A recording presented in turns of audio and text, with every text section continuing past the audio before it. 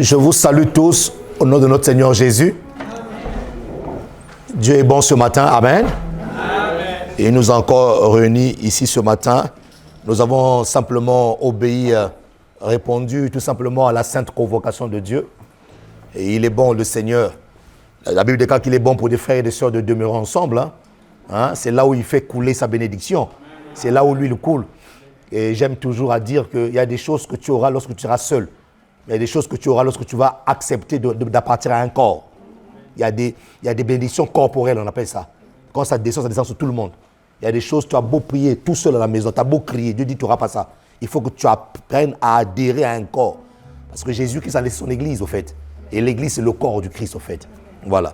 Donc il y a un moment où, c'est vrai, on est en intimité, on peut aller en retraite avec le Seigneur, on peut aller prier, mais la notion du corps, elle est très, très puissante parce que j'ai vu dans la notion du corps du Christ certaines guérisons que Dieu n'avait pas prévues. Dieu avait prévu par exemple une guérison pour une personne, mais la même personne, il y a une deuxième personne qui avait la même maladie qui a reçu la guérison en fait. Vous voyez, Dieu a prévu la guérison pour une personne, mais comme la grâce était là disponible, la personne aussi a reçu la guérison. Donc la notion du corps, elle est très, très, très, très, très puissante. Vous devez comprendre cette notion-là. Lorsque tu sais que tu appartiens à un corps, que tu es l'orteil, que tu es les yeux, il ne faut pas manquer le culte. Vous devez être au culte. Le culte, ce sont des moments solennels, ce sont des moments où le corps se rassemble. Et Dieu aime voir ça. Amen. Dieu aime voir ses enfants se rassembler comme ça là, pour l'adorer, les louer, l'écouter. C'est très important. Est-ce que tu peux acclamer Dieu pour toi-même? Acclame Dieu pour toi-même. Dieu pour toi-même. Amen. Nous saluons ceux qui nous suivent au travers de nos médias. Que Dieu vous bénisse. Merci pour votre fidélité. Merci de nous suivre. Merci de rester connectés à Salut Nation TV. En tout cas, j'espère que nos prédications, nos moments d'adoration vous impactent et vous influencent et fait en sorte que vous puissiez avancer dans votre foi. Que Dieu soit béni. Tu peux mettre ta main droite sur le cœur. Nous voulons prier pour la parole. Seigneur, merci pour ta parole ce matin. Viens encore nous faire du bien. Viens encore glorifier ton nom. Viens encore, Seigneur, nous enseigner. Accorde-nous ta parole, s'il te plaît. Fais-nous grâce encore ce matin, Seigneur. Nous avons quitté nos lits, nous avons quitté nos maisons dans le froid. Mais Seigneur, nous avons bravé le froid pour venir t'adorer, pour venir t'écouter, pour venir répondre, Seigneur, à cette invitation, Seigneur. Alors nous voulons simplement que tu donnes des orientations. Donne-nous des orientations, Seigneur. Donne-nous des orientations claires. Donne-nous, Seigneur, une direction. Donne-nous, Seigneur, une parole, un mot, pour que nous puissions, Seigneur, de gloire nous relever de là où nous étions. Au nom de Jésus-Christ. Les saints disent Amen. Quelqu'un qui peut acclamer le Seigneur de grâce. Amen.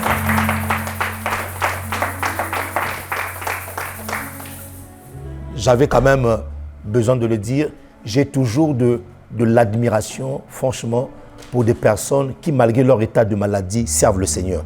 J'ai souvent de l'admiration pour ces personnes. Ouais. Effectivement, comme a dit la sœur Diana tout à l'heure, il y a beaucoup de personnes qui ont été heurtées par cet accident de parcours. Il a fait froid, il y a eu chaud, il a fait chaud. Donc, il y a des personnes qui sont tombées malades. Vous avez même vu ma femme tout à l'heure en train de chanter, elle est assise, elle n'est pas du tout bien. C'est pour ça que je dis, j'ai toujours de l'admiration pour des personnes qui, malgré leur état de corps, disent à Dieu, Seigneur, je veux te servir. Ça, j'ai toujours ça m'a toujours... Et vous savez, et c'est comme ça que finalement, dans la Bible, nous voyons comment est-ce que Zacharie finalement a reçu la promesse de Jean-Baptiste. C'était dans le service. C'était dans le service. Et dans le service, mes amis, nous recevons des choses. Il y a des chrétiens qui ont accepté de mourir au front pour le Seigneur. Ouais. Il y a des chrétiens qui ont accepté de mourir au front, de mourir dans l'œuvre.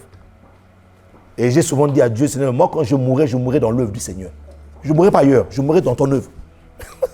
Oui, c'est une gloire. Le pasteur Raja est mort comme ça. Pasteur Raja de cette église qu'on appelle. Ouais.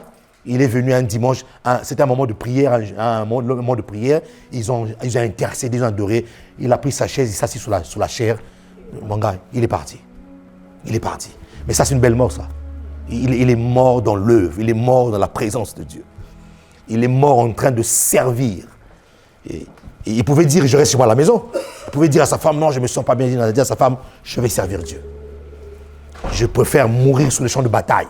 Je préfère mourir sur le champ de bataille. Et lorsqu'ils ont fini le culte, il s'est assis et il est parti. Waouh!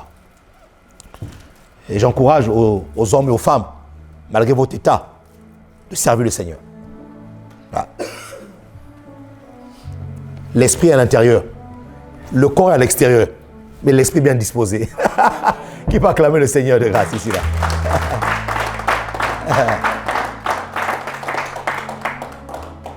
Et en même temps, je voulais me joindre à mon épouse pour vous dire que nous vous aimons abondamment. Amen. Nous vous aimons de l'amour du Seigneur. Vous comptez beaucoup pour nous. J'ai senti ça que ça devait monter dans mon cœur comme ça. Vous comptez beaucoup. Vous savez, nous sommes pasteurs parce que vous êtes là. Si vous n'êtes pas là, nous ne sommes pas pasteurs. Amen. Un pasteur n'est pasteur que lorsqu'il y a des brebis, Seigneur. Lorsque Dieu lui envoie des brebis. Voilà. Et vous pouvez compter sur notre amour. Vous pouvez compter sur notre soutien. Amen. Voilà. Si à l'extérieur, personne ne vous témoigne de son amour, croyez que nous, on peut vous témoigner de cet amour-là. Amen. Voilà. Et nous avons plein à donner. Hein? Même si par moments je suis très strict et très sévère, mais ça fait partie de l'amour aussi. Ouais, je suis des fois, très tranchant. Ouais. Je suis très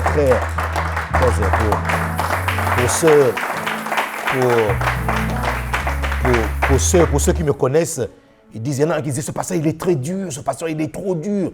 Il y a un frère même qui a fouillé l'église parce qu'il me disait, il est trop dur, ce pasteur-là. Mais au fait, c'est l'amour, au fait. Et même nous voyons Dieu être dur dans son amour. Hein. L'amour de Dieu, des fois, ramène Dieu à faire des trucs terribles, durs. Comme a dit Pierre à Jésus-Christ, mais qui peut entendre ces paroles? Ces paroles sont dures, mais ce monsieur-là, il sort d'où? Mais ces paroles sont dures. Pierre a dit, mais ces paroles sont dures, qui peut le suivre? Ça, qui peut entendre ça? Mais c'est dur. Après, il va vers Jésus-Christ et dit, c'est toi qui as les paroles de la vie. À qui d'autre irons-nous? Donc même si c'est dur, mais il a reconnu que c'est les paroles de la vie. Waouh! Qui peut acclamer le Seigneur ici là? Qui peut acclamer le Seigneur? Voilà. Nous sommes prêts à servir Dieu à vos côtés. Nous sommes prêts à vous servir. Nous sommes prêts à déployer notre don, malgré, même si des fois le corps nous lâche, mais nous sommes prêts. Nous sommes prêts à donner notre temps, à donner de notre vie. Hein? Comme disait Papa Karambiri, des fois, vous voyez les pasteurs, ils se tiennent devant vous en train de prêcher. Vous dites là, Amen, Amen. Mais vous ne connaissez pas leur challenge, vous ne connaissez pas leur problème. Mais malgré ça, ils se sacrifient pour vous. Ils sont prêts à donner leur vie. Comme David était prêt à donner sa vie pour une brebis qui disait, il a donné sa vie. C'était même pas une personne, c'est une brebis. Une brebis qui fait, qu'on peut faire passer à la casserole là, dans quelques minutes. Mais David a donné sa vie. Il a donné sa vie pour une brebis. À combien plus forte raison, une personne qui a été créée à l'image et à la ressemblance de Dieu. Oui, mon ami, c'est ça. Nous devons apprendre à donner nos vies pour les autres. Une vie qui n'est pas donnée pour une autre personne, c'est une vie qui ne comptera pas sur la terre. Ouais, une vie, ta vie sur la terre, ça doit compter pour une personne. Il faut qu'une personne, j'ai l'impression de changer ma prédication là. Il faut qu'une personne, là où elle est assise, se dise, ah, je bénis Dieu pour un tel. Ah, je bénis Dieu pour la sœur un tel. Ah, je bénis Dieu. Les gens doivent apprendre à bénir Dieu pour ta vie. Oui, parce qu'ils se sont rendus compte que ta vie comptait pour eux. Ta vie comptait. Ils étaient déboussolés, ils étaient perdus, mais les jours que tu as apparu dans leur vie, tu étais un rayon de soleil pour eux finalement. Et ils se sont rendus compte que là où ils devaient peut-être se suicider ou abandonner, mais à cause de toi, ils ont dit non. S'il y a des femmes comme ça qui existent, s'il y a des hommes comme ça qui existent, je n'abandonnerai pas. Et oui, mon ami, ta vie peut compter. Ta vie peut compter de beaucoup. Il ne faut jamais te négliger. Tu as quelque chose à porter. Tu as un dépôt en toi que l'autre attend que ce dépôt-là puisse se manifester. Oui, il faut que tu te rendes compte de ça. Que là où je suis, là, ma vie peut compter pour une autre personne. Alléluia. Amen. Alléluia. Amen. Donc vraiment, nous vous aimons. Nous vous aimons vraiment de l'amour du Seigneur. Vous pouvez compter sur nous. Voilà. Vous pouvez compter sur nous avec la grâce et la force que Dieu nous a donnée. S'il faut jeûner, on jeûnera. S'il faut ne pas manger 5 jours pour toi, on le fera pour toi. À mon ami, j'ai déjà fait ça. J'ai dormi avec des enfants sorciers dans le même matelas.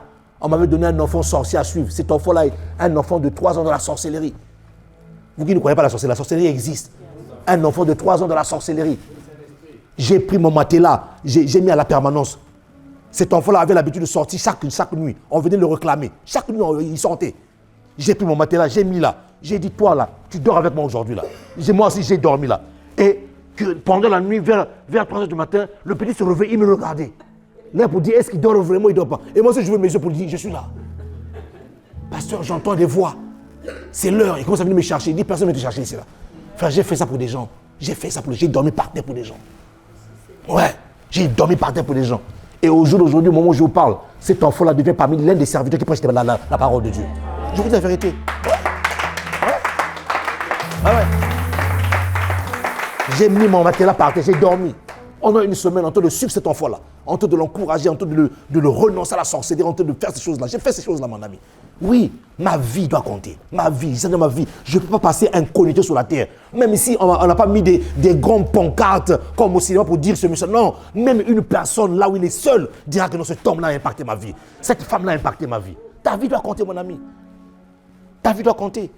Ta vie chrétienne doit compter. La vie en Christ. Tu comptes pour qui? Tu comptes pour qui? Tu comptes pour qui? Qui peut s'appuyer sur toi? Qui peut se dire que non, j'ai besoin que quelqu'un me soutienne? Qui? Alléluia. Amen. Tu n'es pas n'importe qui. Et Dieu a besoin de toi. Dieu a besoin de toi. Qui peut acclamer le Seigneur de grâce?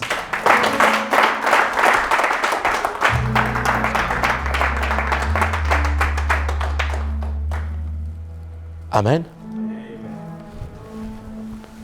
Merci. Dieu a besoin de toi. Et quand nous regardons, mes amis, quand nous regardons les challenges qu'il y a relevés, des problèmes dans le monde, vous voyez des personnes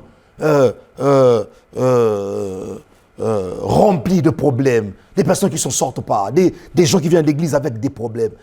Tu ne peux pas être indifférent. Tu ne peux pas être indifférent. Non. Si tu es un enfant de Dieu, né de l'esprit, tu ne peux pas être indifférent de la souffrance d'une personne. Non. Non, ça c'est pas l'église de Jésus. L'église de Jésus-Christ, non, on est sensible. La Bible dit qu'il y a eu compassion. Il y a eu compassion. Même la notion de la compassion commence à disparaître à l'église. La Bible dit qu'il y a eu compassion. Il a eu compassion des gens qui étaient venus. On ne peut pas être indifférent. Il y en a qui souffrent, mes amis.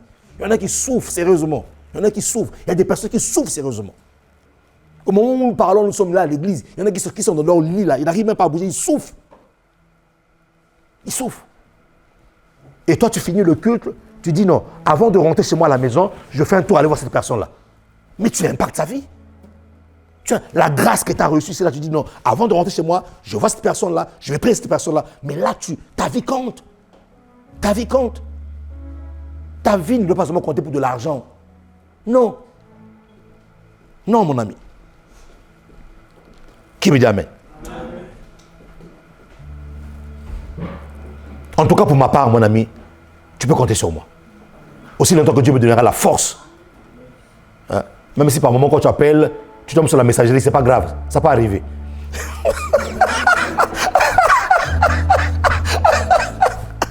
Je suis un humain. Je peux me fatiguer. Je peux être en train de dormir. Ou je peux être en train de faire quelque chose. Tu peux tomber sur la messagerie à 4 fois, 5 fois. C'est pas un problème. T'inquiète pas. Hein? Ça peut arriver. Mais Dieu te contrôle. Ouais. Dieu te contrôle. Vraiment, je sentais dans mon cœur que j'allais vous témoigner cet amour-là. Je ne sais pas pourquoi. Ouais. Dieu est bon. Seigneur est bon. Dis avec moi la grâce. La grâce. Éphésiens 1:4. Nous allons essayer d'aller plus en profondeur.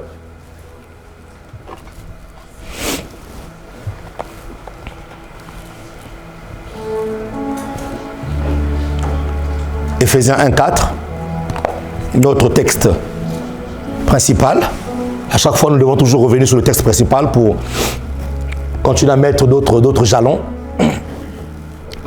En lui, Dieu nous a élus avant la fondation du monde pour que nous soyons saints. Vous allez m'excuser aussi pour la voix. Pour que nous soyons saints et irrépréhensibles devant lui.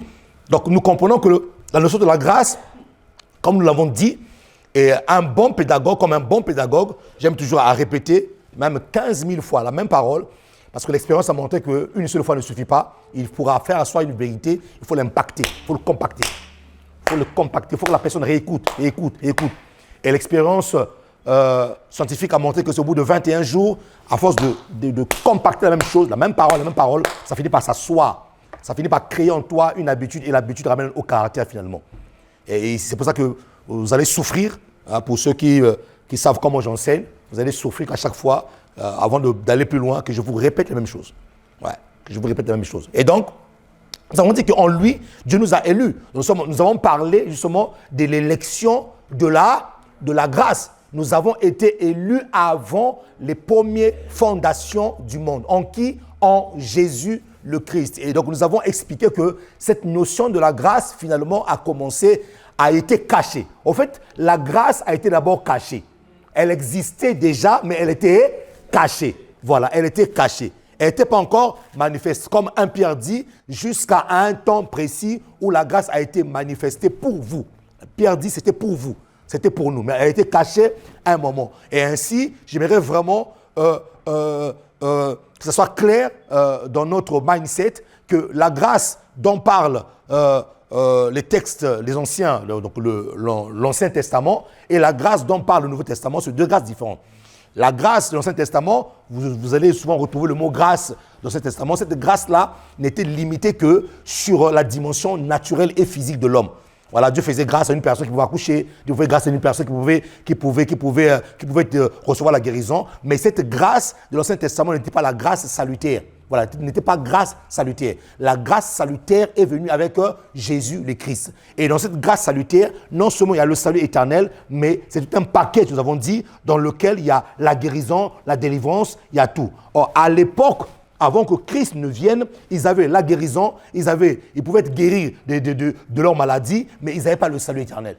C'est pour ça que Jésus, lorsqu'il est venu, la Bible, en parlant de lui, dit qu'il est parti même dans les régions inférieures de la terre. Il est parti prêcher aux morts. Il est parti prêcher aux morts à tous les saints de l'Ancien Testament qui n'avaient pas connu Christ, qui avaient fait de Christ leur sujet d'investigation, qui avaient fait de Christ leur sujet de recherche. Mais qui parmi eux, parmi les prophètes, ils ont prophétisé, mais ils n'ont pas vu. Donc, ils ont fait de ce Christ-là, de ce Messie-là, ils ont fait de ce salut un sujet de recherche. Vous voyez? C'est pour ça que c'est merveilleux. Lorsque nous voyons dans Matthieu 17, Jésus dans la transfiguration qui apparaît là, Élie et Moïse. Donc, d'un côté, celui qui représente la loi, la Torah, la loi, et de l'autre côté, celui qui représente les prophètes. Les deux, donc la loi et les prophètes ont parlé de Jésus-Christ. Et la loi et le prophète se retrouvent sur la montagne de la transfiguration. Ils ont pu voir Jésus. Ils ont fait de ce Jésus-là l'objet de leur investigation, mais ce jour-là, ils l'ont vu dans la gloire. Qui me dit amen? Ils l'ont vu dans la gloire. Et donc, nous comprenons que la grâce a été dévoilée. Elle était cachée, mais dévoilée pour notre époque. Qui me dit amen ici, là. Qui me dit amen. Et nous avons aussi vu que dans la généalogie de Jésus-Christ, la généalogie de Jésus-Christ nous a montré au fait que cette généalogie était révélatrice. Voilà. La généalogie de Christ était révélatrice de la grâce divine. Nous avons vu dans cette généalogie qu'il y avait des rois, mais il n'y avait pas que des rois. Il y avait des prostituées, il y avait des menteurs comme des Jacob, il y avait des Boaz qui étaient des hommes riches. Donc, au fait, cette généalogie nous montre que tu sois riche ou pauvre, la grâce est pour toi. Que tu sois grand ou petit, la grâce est pour toi. Donc, cette généalogie nous montre qu'au fait, Dieu, dans la grâce, ne nous voit pas tel que le monde nous voit. Dieu, dans la grâce, ne nous voit pas avec nos erreurs, avec nos défauts. Dieu, dans la grâce, nous aime tel que nous sommes. Qui me dit amen ici, là? Qui me dit amen? Voilà. Et donc, nous comprenons que, voilà, Abraham est celui qui est cité parmi les ancêtres de Jésus. Donc, normalement, Abraham était l'ancêtre, un grand-père.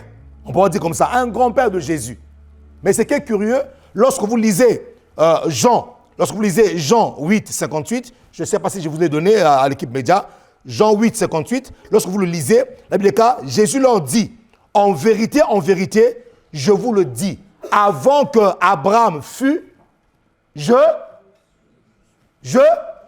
suis. Avant que Abraham fût, je suis. Mais dans la généalogie de Jésus-Christ, on annonce Abraham comme étant un ancêtre. Donc, si Abraham est un ancêtre, ça veut dire que c'est l'ancêtre qui doit enfanter un fils. Ce n'est pas le fils qui doit enfanter un ancêtre. Mais Jésus dit, avant que votre père Abraham là ne fut, moi je suis. Donc, et ça, c'est des paroles qui troublent les pharisiens. Comment est-ce que lui peut dire qu'il est plus grand que notre père Abraham? Et ça, c'est pour dire qu'en fait, Jésus là nous ramène à la création. Avant que le monde ne soit monde, j'étais déjà.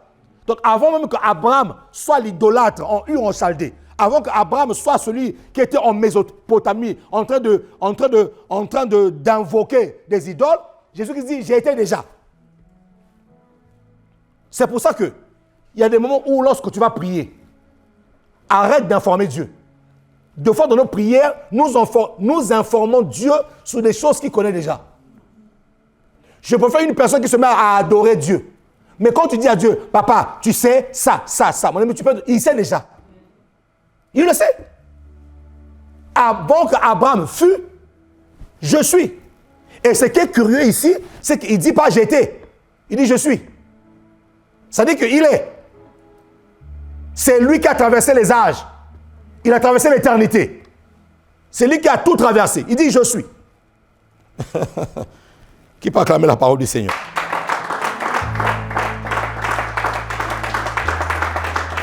Et ce que j'ai aimé, c'est que dans le grec, lorsqu'on parle de fût ici, là, fût veut dire devenir. Donc avant qu'il devienne, avant qu'il sorte, moi je suis. Et le je suis ici, là, pour vous qui êtes enseignés, c'est l'étant, c'est la substance. C'est pour ça que lorsqu'on le conjugue ici, on le conjugue jamais au passé. Même au passé, je suis tout. Il est au présent, je suis. Au futur, je suis. Pourquoi? En fait, c'est le seul, c'est ce je suis là qui ne connaît pas de conjugaison en fait. Qui ne connaît pas le passé, qui ne connaît pas le présent, qui ne connaît pas le futur. Il est toujours, toujours.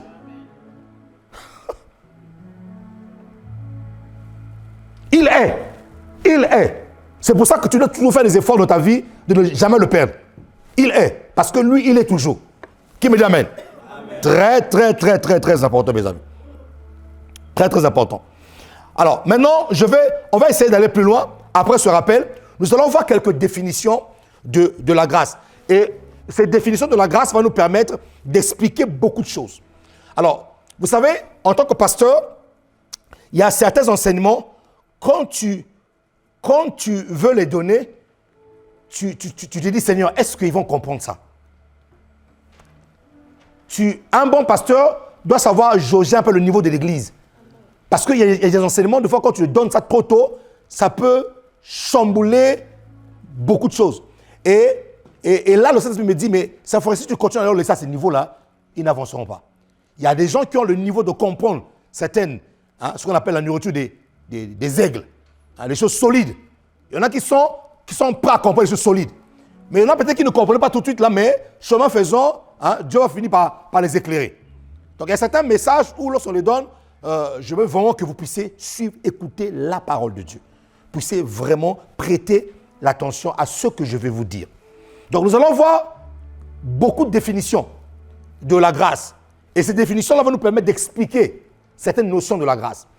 La grâce n'est pas seulement ce qu'on a l'habitude de nous dire, que la grâce est une faveur imméritée. Ça, c'est vraiment la définition classique que tout le monde connaît. Que la grâce est une faveur imméritée. Effectivement, on ne renie pas cette définition. Mais j'ai ton voisin, on va aller plus loin. Voilà. Donc la grâce, elle est certes cette faveur imméritée parce que personne n'a mérité cela. Personne n'a payé 1 centime pour avoir le souffle de vie qu'il a aujourd'hui. Non. Personne n'a payé 1 centime pour avoir la force qu'il a aujourd'hui pour venir à l'église. Personne n'a payé. Donc ça, c'est vraiment la grâce du Seigneur. On est conduit par la grâce. On vit par la grâce. On fait tout par la grâce. Donc c'est une faveur. Une faveur qu'on n'a pas méritée. C'est pour ça que pour des personnes qui sont un tout petit peu ou beaucoup orgueilleux, quand tu comprends la notion de la grâce te rend humble. Ça enlève en toi l'orgueil. Ouais, quand tu comprends la grâce, quand tu comprends en fait, quand tu arrives à un niveau où tu peux te dire que ce que je suis là, sans Jésus, je suis rien. Mon ami, tu deviens humble. Tu deviens humble. L'orgueil, même quand l'orgueil veut t'habiller, veut te revêtir comme un manteau, tu dis non, s'il te plaît. Je ne suis rien du tout. Sans cet homme de Galilée là, je ne suis rien du tout. Sans l'homme de la croix, je ne suis rien du tout. C'est pour ça que l'Europe est en train de se buter. L'Europe est en train de se buter parce que l'Europe a compté sur son intelligence. L'Europe a compté sur sa science. L'Europe a compté sur ses armes, sur sa connaissance. Ils ont fait de leur connaissance Gnoxis, connaissance de la Sorbonne, ils ont fait de cette connaissance leur Dieu. Mais cette connaissance, nous sommes en train de nous rendre compte que plus on avance, ils sont en train de se buter. Ils sont en train de se rendre compte que non, nous sommes intelligents, mais des situations qu'on ne peut jamais traiter. Et que là, ça relève de la grâce divine. Ça relève de la main de Dieu. Vous voyez? Ce que nous voyons aujourd'hui, qui a suivi le discours de Poutine? Parlons un peu du journal. C'est ça aussi l'évangile. L'évangile, c'est aussi parler du journal. Bon, nous sommes en direct, on est en train de filmer. Il faut qu'on vienne me mettre des craquages ici. Votre pasteur là, il est en train de faire tout et n'importe quoi. Il est en train de dire tout et n'importe quoi. Mais, quand vous entendez ce discours-là, il y a purement dans ce discours les valeurs du royaume des cieux. Et lui, c'est ce qu'il défend. Il est en train de défendre les valeurs. La connaissance de fois peut rendre folle ou fou. Vous voyez, le niveau de connaissance peut te rendre fou. Tu te crois comme Dieu. Et tu te crois au-dessus des lois de Dieu. Or, c'est Dieu qui maîtrise les lois et c'est lui qui maîtrise l'univers. C'est pour ça que vous avez remarqué que la plupart des philosophes, des scientifiques, un bon scientifique est un bon croyant. Un bon philosophe, prenez tous ces philosophes-là, Karl Marx, Engels, Spinoza, c'était des personnes, Saint-Augustin, n'en parlons plus, c'était des personnes qui croyaient, qui avaient foi en Dieu. Ils avaient besoin d'aiguiller leur intelligence à la foi, à ce que Dieu a dit. Et donc, nous sommes en train d'arriver à une saison où l'Europe est en train d'être butée. On va chercher les pseudo-solutions. Mais en vérité, la vraie solution se trouve en Christ Jésus. C'est pour ça que j'ai aimé le discours d'Angela Merkel, que Dieu bénisse cette femme, qui, pendant l'Assemblée européenne en Belgique, elle se tourne vers les Européens et dit, Européens, vous avez oublié votre Dieu. Il dit, retournez vers Dieu. Mais elle était très courageuse, cette femme, elle était très courageuse. Il dit, retournez vers Dieu. Remettez-vous sous la grâce divine. Parce que votre connaissance là vous a rendu fou. Votre connaissance a établi des systèmes qui sont en train de vous enfermer vous-même. Votre connaissance, vous avez établi des systèmes qui vous enferment vous-même et c'est que vous n'avez plus d'issue de sortie. Et à ce niveau de connaissance, mon ami, à ce niveau de connaissance, il faut beaucoup d'humilité, beaucoup de brisement pour retourner sous la grâce divine.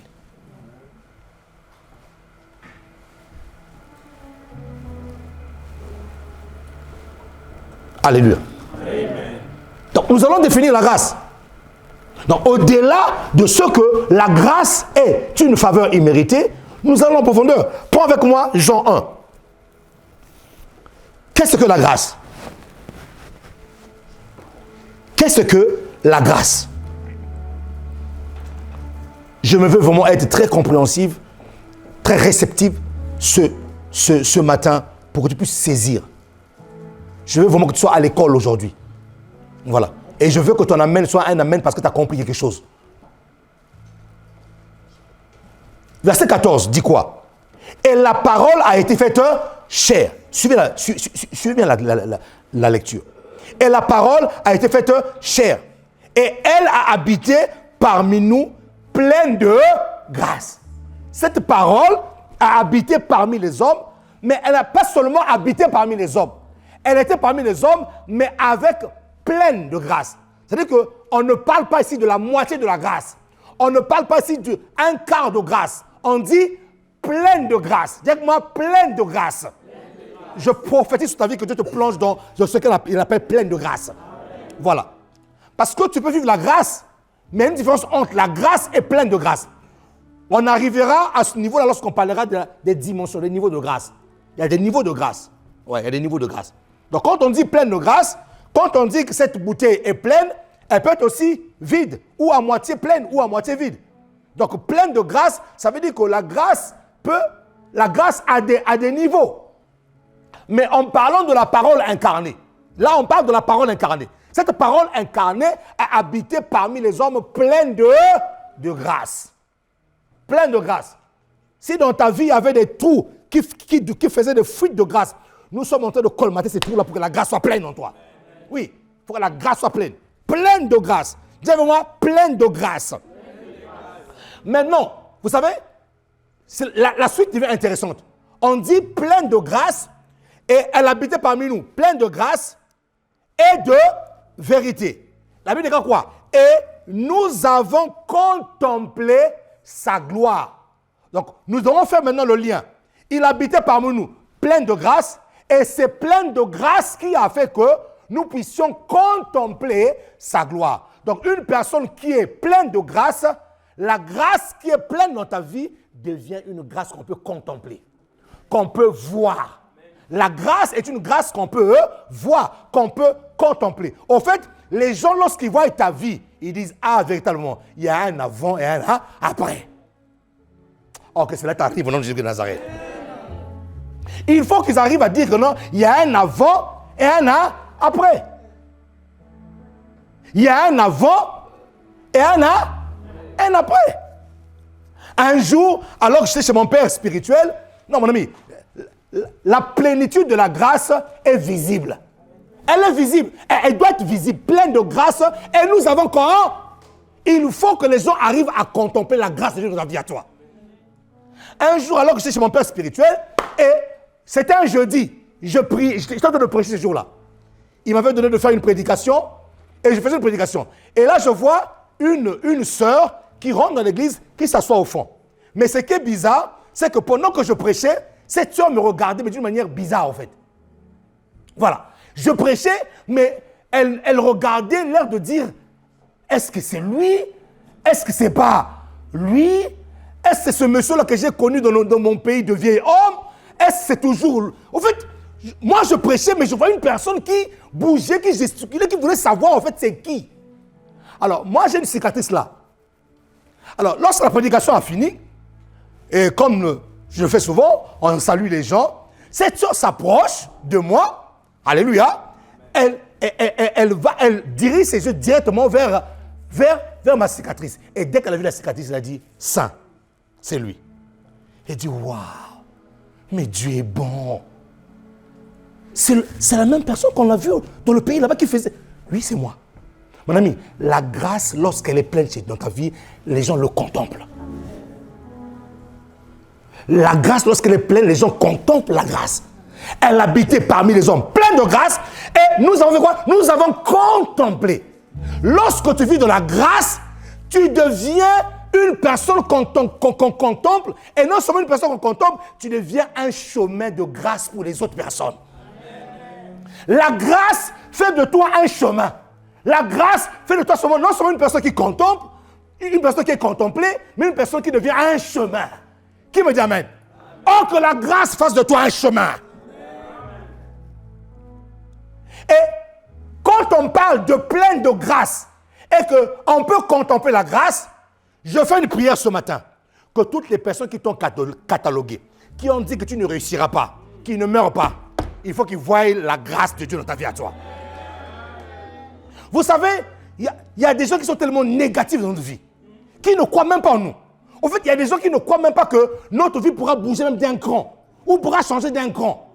Mais deux fois, vous savez, hein, des fois, il y a des prières que nous faisons. Ne pas arrêter de faire des prières là. Oh Seigneur, que mes ennemis meurent. Non, non, il faut changer de prière. Que mes ennemis vivent. Parce que la grâce est... Oh, ils doivent contempler la grâce. Lorsque tu es rempli de grâce, les gens vont contempler cela. Ils vont dire, waouh, tu es un chef-d'œuvre de Dieu. Je prophétise qu'on dira ça sur ta destinée. Il faut que les gens arrivent à dire que tu es un chef-d'œuvre de Dieu. Oui. Tu es un chef-d'œuvre. Oui, ma fille, quand je te vois là, je vois la grâce de Dieu sur ta vie. Dieu m'a sauvé là par vous. Oui. J'étais alcoolique. Très bien. J'étais maigrichonne. Oui. J'ai amené même une personne aussi. Tout le monde va servir Dieu de pasteur Mahou. Alléluia. Je parlerai de l'évangile. Bien sûr. Amen, amen, amen. Dieu te bénisse, ma soeur. C'était maigrichonne, on m'a tué là. Je dis les tétés là, ce sont des sorciers. J'ai vaincu la sorcellerie. Moi, je suis une enfant vraiment très, très grave. Cette maman, c'est ma maman. C'est ma maman. Je l'aime beaucoup. Et puis, j'ai amené ma copine. Très bien. Merci. Tu peux t'asseoir. Tu ramèneras plusieurs. Assieds-toi, ma fille, assieds-toi. Moi là, je vais retourner, je vais m'apporter que ça retourne. Ça le fera. Dieu le fera, Dieu le fera. Acclame, acclame, acclame. Assieds-toi. Vous savez, écoutez. Vous voyez ça? Vous voyez, si tu es religieux, moi je te dis une chose, écoute-moi très bien. Si tu es religieux, tu vois une personne se lever comme ça dit, tu vas dire, mais c'est quoi ça? Moi j'ai rencontré cette sœur-là. Elle était au bord de la mort. Quand je vous parle qu'il y a des gens qui donnent leur vie pour les autres, ce n'est pas de la rigolade. Ce n'est pas des prédications que je prêche comme ça. Non. Donc vous allez voir une personne se lever dans l'assemblée, dire alléluia, commencer à dire sa vie. Vous pensez qu'elle fait ça pour le plaisir? Non. Elle sait d'où elle est venue. Et ma fille, reste un peu calme, moi je parle. Et vous savez, si tu es religieux, tu arrives là, tu vois une personne comme ça, tu vas dire, mais c'est quoi cette église-là? Mais non, ça c'est la spontanéité. En fait, elle se dit en elle, qu'est-ce que je peux donner à Dieu en fait? Qu'est-ce que je peux lui donner? C'est-à-dire que, en fait, la grâce peut te rendre fou et folle hein, de Jésus. Oui, la grâce, quand tu as été impacté, influencé par la grâce de Dieu, tu peux devenir fou. Folle de Jésus. Les gens peuvent dire que non, tu n'as plus de sens. Mais parce que tu te souviens de là où tu étais. Et que personne n'était venu te donner même un coup de pouce.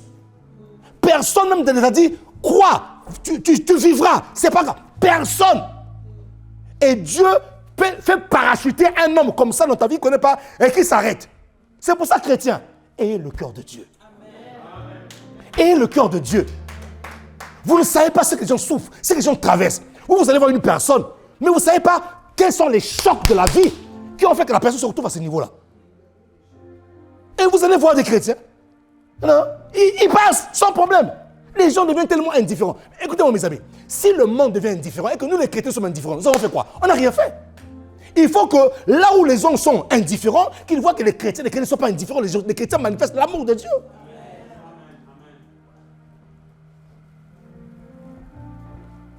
Et ça ne fait que commencer. Ça ne fait que commencer. Quand la grâce t'impacte, quand la grâce t'influence, tu deviens fou. Quand la grâce t'impacte, quand la grâce t'influence, mon ami, tu sors même des protocoles. Tu sors des protocoles. Qui parle à mes dieux?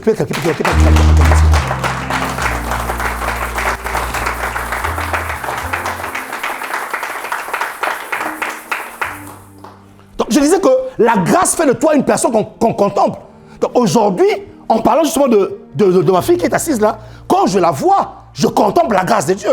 C'est quelque chose qui devient visible. Pourquoi? Parce que je vois entre avant et après. Je contemple la gloire, la grâce. J'ai vu la plénitude de la grâce se manifester et je peux le voir de ses yeux. Mon ami, là, si tu étais orgueilleux, tu deviens humble. Tu deviens humble. Tu te dis, waouh Seigneur, tu deviens humble.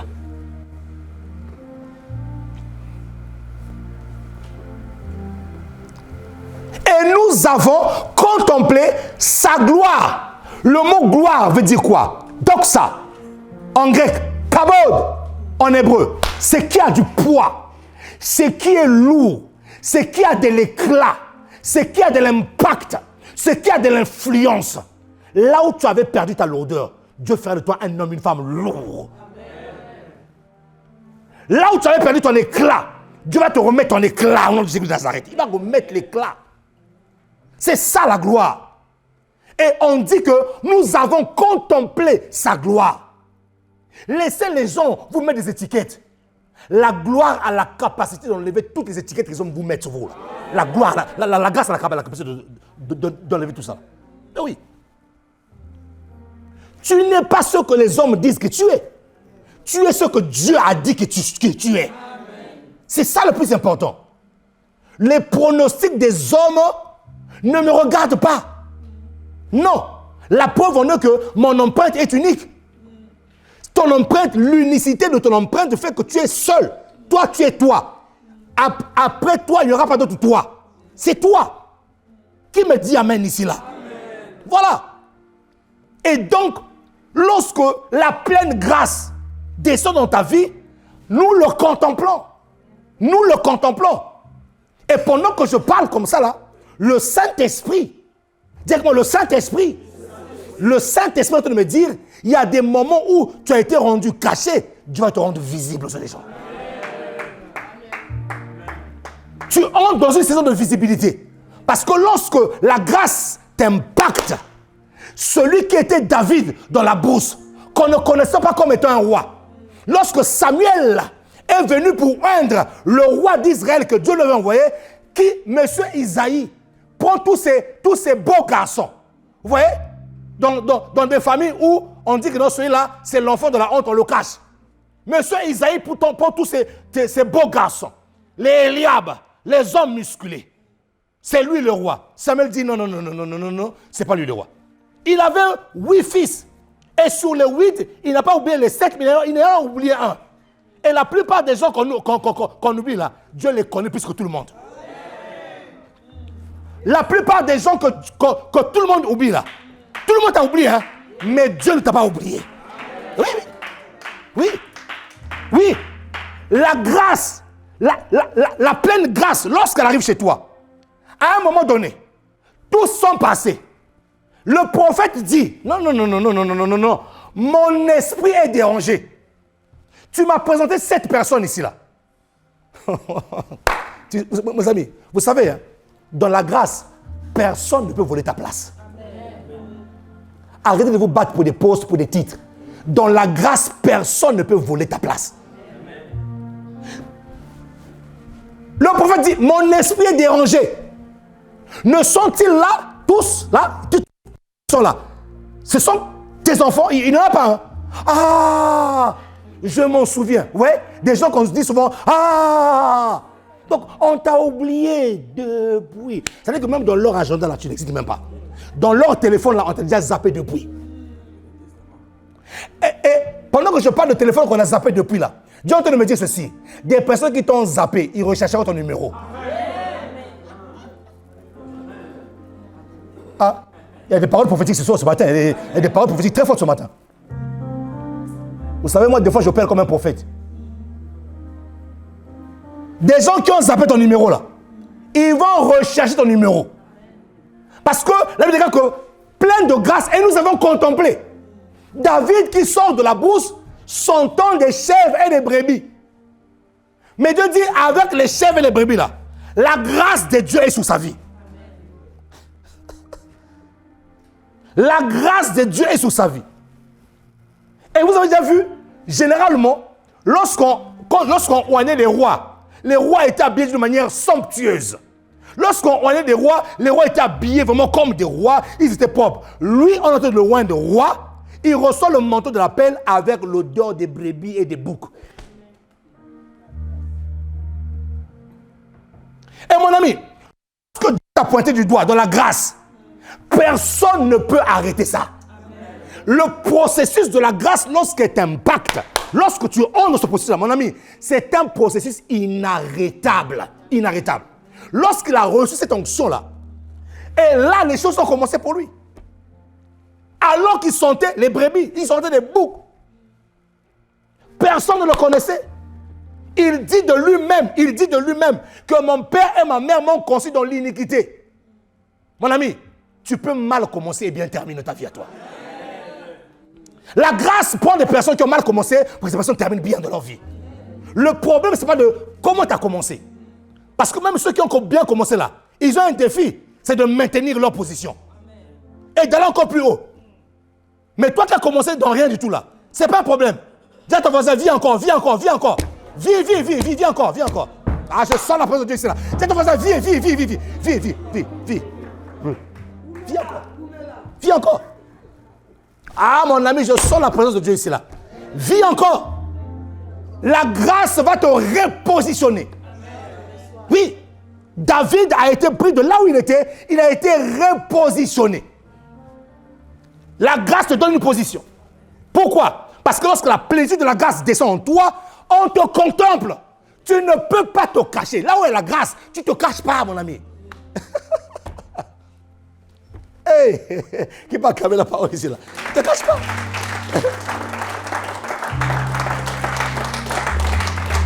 Et s'il vous plaît, là nous sommes dans le livre de Jean. Donc c'est Jean qui fait ce témoignage. Hein. C'est Jean qui est en train de faire ce témoignage.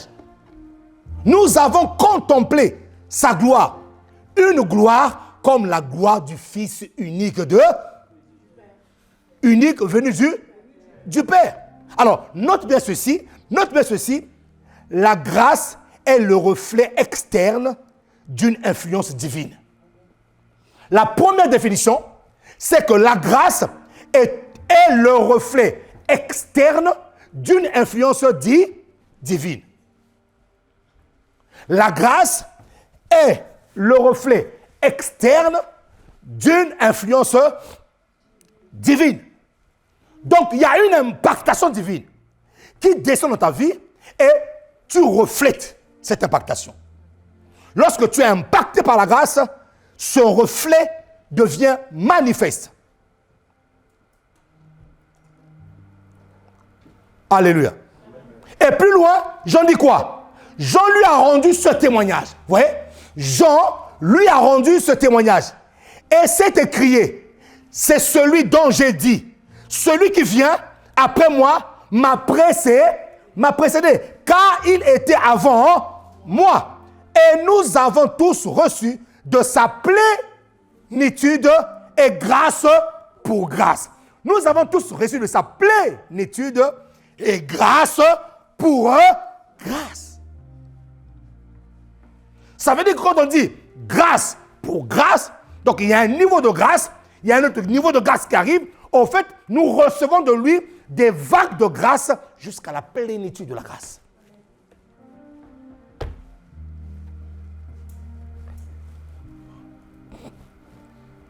Alléluia. La deuxième définition de la grâce, c'est que la grâce est la nature même divine de Dieu. Nous l'avons dit. Lorsqu'on parlait justement de la sainteté, la grâce est la nature même divine de Dieu. Hein? Dans Ephésiens 1, verset 4, que nous avons lu notre verset principal, nous avons dit quoi? Nous avons dit qu'il nous a élus avant la fondation du monde pour que nous soyons saints et irrépréhensibles. Donc, la sainteté ne commence pas par tes efforts. La sainteté commence parce que tu as obtenu la grâce de Dieu en toi. C'est pour ça que, pour cette définition-là, j'ai ramené un sac. Regardez. J'ai ramené 2 sacs. Le problème de la sainteté. J'ai dit quoi? La grâce, c'est quoi? Non, c'est la nature divine de Dieu dans l'homme. L'une des définitions. Là, nous ne sommes plus à la grâce faveur seulement. Nous sommes en train de creuser la grâce là. Donc, la grâce nous donne la nature divine. Alors, l'erreur que beaucoup de prédicateurs ont fait, et peut-être moi aussi dans le passé, je fais mon mea culpa, peut-être moi aussi dans le passé, ouais, oui, parce que la révélation évolue.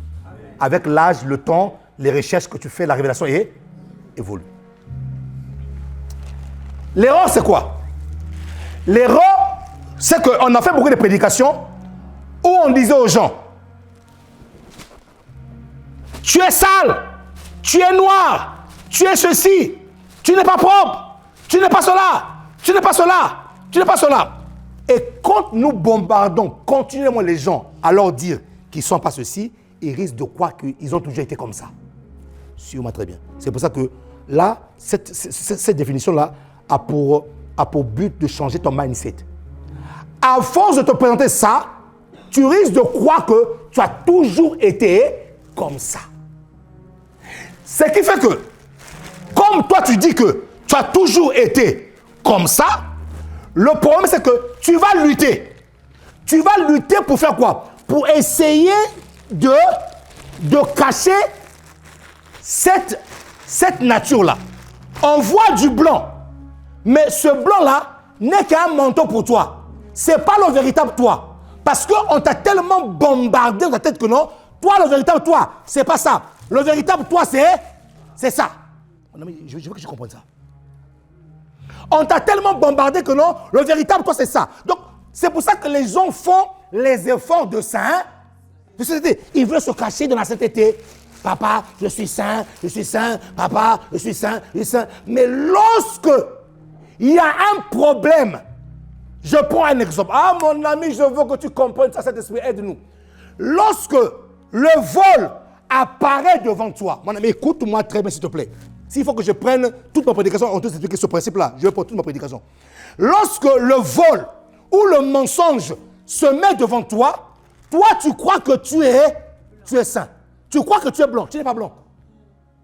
À un moment donné, ce qui est à l'intérieur de toi est compatible avec la situation que tu vis. Ce qui est à l'intérieur de toi est compatible avec le mensonge, avec le vol. Donc, toi, tu as mis un vêtement blanc, mais à un moment donné, le vrai toi sortira et tu commences à mentir, tu commences à voler. Pourquoi? Parce qu'on t'a tellement mis dans la tête que non, tu es sale. Oh oh. Ça va?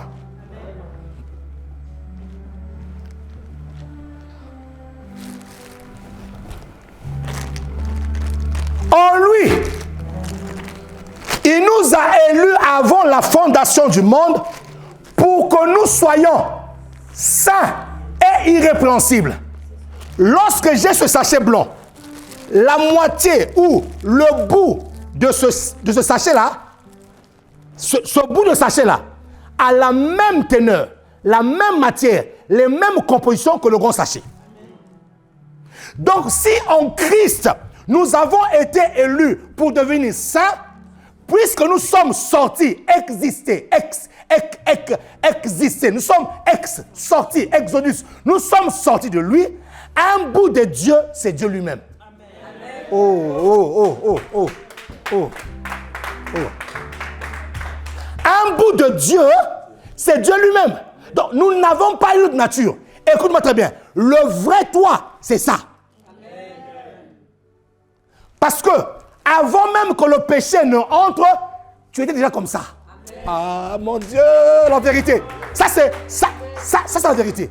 Parce que nous sommes sortis de lui. Maintenant, le problème, c'est quoi? Maintenant, c'est comme maintenant, le contraire se fait. On veut te dire que non, tu es ceci, tu es cela. Mon ami, tant que tu n'as pas reconnu cette nature-là,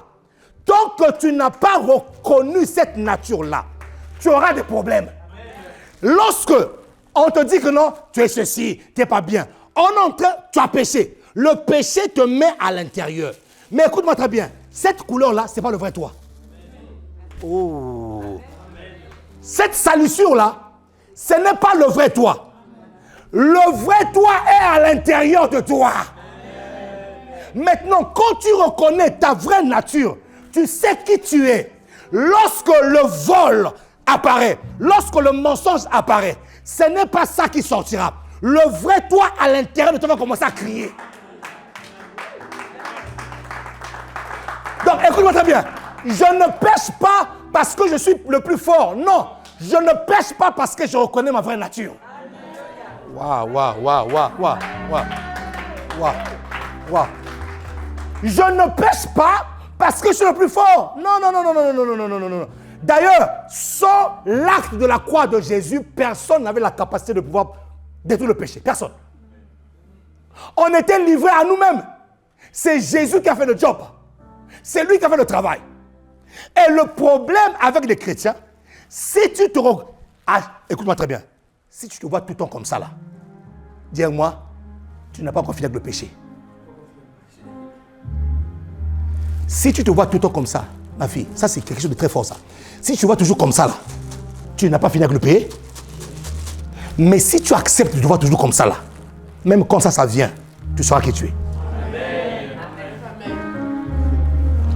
Nous ne sommes pas dans les efforts de sainteté. Écoute-moi très bien. Dans l'ancienne alliance, ils ont essayé de faire des efforts. Personne. Dis bien, personne. Personne dans l'ancienne alliance. Jusqu'à ce que Apocalypse puisse crier. Qui est digne d'ouvrir le livre et de remplir les eaux? Il y avait personne. Donc, quelqu'un dit, si tu veux changer un homme, change sa mentalité. Il faut que dans ton mindset, que tu te voies propre. Écoute, le péché n'enlève pas la sainteté de Dieu dans ta vie à toi. Non, non, non, non, non, non, non, non, non, non, non, non, non.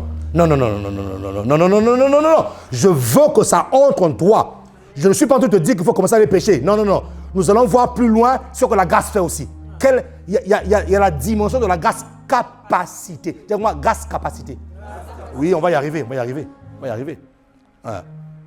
Sinon, quelqu'un risque de mal interpréter ma prédication. Oh, pasteur a dit, hey, mon gars, venons, mangeons, dansons, zoukons, trichons, faisons. Non, le pasteur n'a pas dit ça, mon ami. Une personne qui est de la vraie grâce, ça là, ça crie. Ça. Acclame Dieu pour toi. Acclame Dieu pour toi. Dieu pour toi. Et vous savez, lorsque ta vraie nature est cachée dans un péché, le problème c'est quoi? La Bible dit quoi? Sanctifie-le par ta parole, car ta parole est la vérité. Dès l'instant où tu te mets devant le miroir de la parole, ça là, ça part. Ta vraie nature ressort. Ça ressort. Ça ressort. Qui me dit amen ici là? Amen. Qui me dit gloire à Dieu? Gloire à Dieu. Donc, la grâce est la nature même. Elle nous a donné cette nature divine. Je te supplie de comprendre ce principe-là. Beaucoup de démons qui rentrent par le péché là ne rentreront plus. Si tu as compris ce principe-là, mon ami, les portes que tu ouvres là, à gauche, à droite là, les démons vont dire, ça fait des années que je trouve cette porte-là toujours fermée. Oui, toujours fermée. Parce que j'ai compris ma vraie nature. C'est bien, les prédications, on dit, ouais, arrête le péché, répentez. Oui, des fois c'est bien, des fois c'est... Mais il faut expliquer aux gens le mécanisme. Il faut expliquer aux gens le principe. Qui nous sommes réellement. Qui nous sommes réellement. Lorsque tu vas aller piller la richesse d'une personne sans la force, sans les armes, tu sais qu'est-ce que tu dois faire? Tu dois travailler le mental de la personne. Tu vas commencer à vouloir faire croire à la personne que non, tu es bête, tu n'es pas intelligent, tu ne peux rien faire. Et la personne va se dire, finalement, oui, je ne peux rien faire. Et toi, tu viens, tu pilles ses biens. Tu avilis son système de pensée. Tu le vides dans sa substance même d'intelligence. Tu l'enlèves ça. Et toi, tu viens sans les armes, sans les armes. Tu viens, tu prends tranquillement. Pourquoi? Parce que la personne, tu as réussi à le changer son système de pensée. Ça ne t'arrivera pas au nom de Jésus. Ça ne t'arrivera pas. Troisième définition.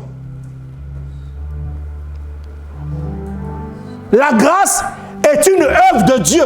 Dis-moi, c'est une œuvre de Dieu.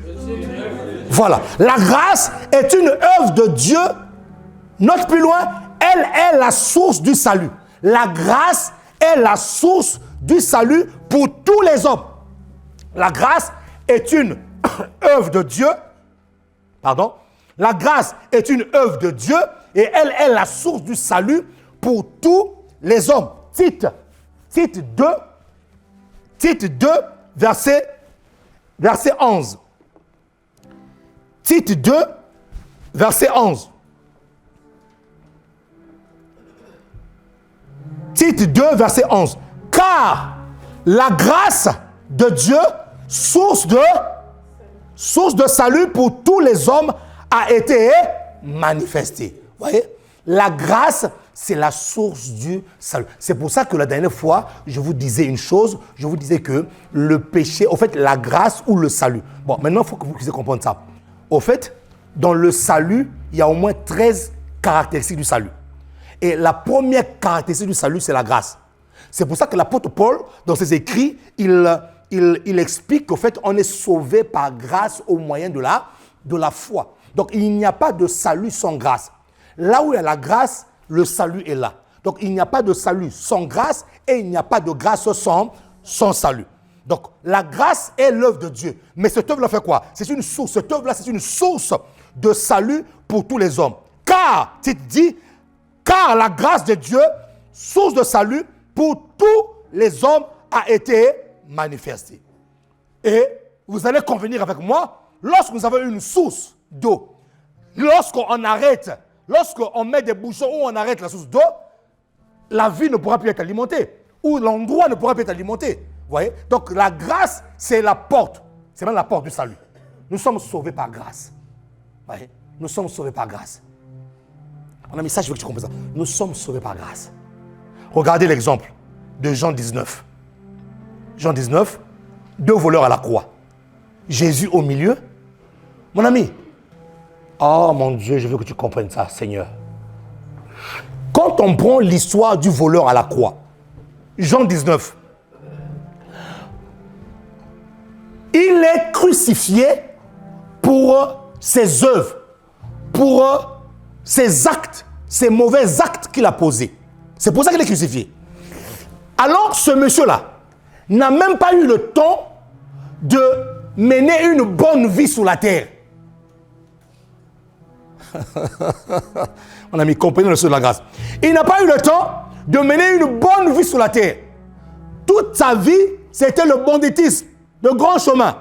Et là, il se trouve à la croix avec Jésus. Il a simplement reconnu. Pendant que l'un était en train de critiquer Jésus, lui, il a fait taire la bouche de l'autre pour dire, « Hé, mon ami, celui que tu critiques là, tu ne le connais pas, je paraphrase. Tu ne le connais pas. » Et Jésus a vu en cela une reconnaissance de grâce. Lui qui n'a jamais posé des bons actes. Lui, quand dire non, vous savez, il y a des gens quand tu les vois, excusez-moi le terme, personne ne mérite la mort. Mais il y a des gens quand tu les vois, tu dis, comme les gens disent, qu'ils meurent même. Donc lui était, c'est-à-dire qu'il dérangeait la vie des gens. Il dérangeait la vie des gens. Mais ce jour-là, lui qui n'a fait aucun acte, aucune bonne œuvre, comme on dit, sous la croix, le simple fait de reconnaître la grâce, Jésus le regarde, le dit aujourd'hui même. La question que je me pose, il n'a jamais payé même sa dîme. Oh, il n'a jamais jeûné. Je jeûne. Le simple fait de reconnaître la grâce en un instant T, Jésus dit de lui aujourd'hui même. Je comprends le verset qui dit que même les prostituées vous dévanceront de le royaume des cieux.